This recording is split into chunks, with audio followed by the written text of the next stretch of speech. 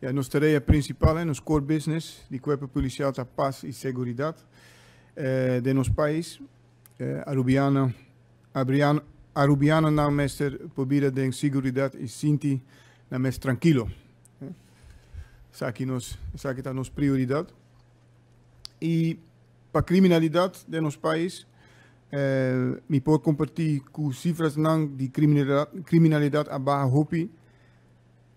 hopi den ultimo lunanang. We zien een grote daling van criminaliteit de afgelopen maanden, echt een significante daling. Y también nos mira con nos tráfico abira más seguro. Pero me espera que tour arubiano ta sinti saki también. Maar sobre de seguridad ta algo subjectivo. Dus het is altijd een gevoel, een veiligheidsgevoel. We hopen dat het ook zo wordt ervaren. Ik zal u wat voorbeelden geven. Dus por ejemplo, assassinato. Die 22 hebben wij drie moorden gezien.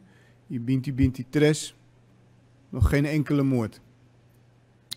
De gewapende overvallen, dus atracos, 22 hebben we 20 gewapende overvallen gezien. Dus 20 gewapende overvallen, waarvan er 15 zijn opgelost.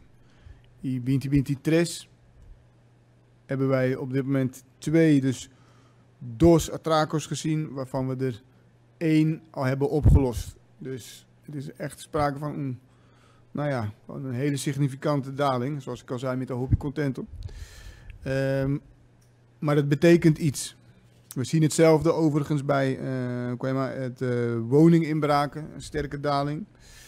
En het komt vooral door een strategie. En ik ga daar zo meteen eventjes iets op in. Want nós, die Cuerpo Policial, tem 2 strategieën. Een strategie para community policing. E community policing significa que nos quer mais colaboração com partners, com stakeholders, por exemplo, CETAR, NCTVI, VDA, Kustwacht, Defensie. Pero também schoolnang, reclassering.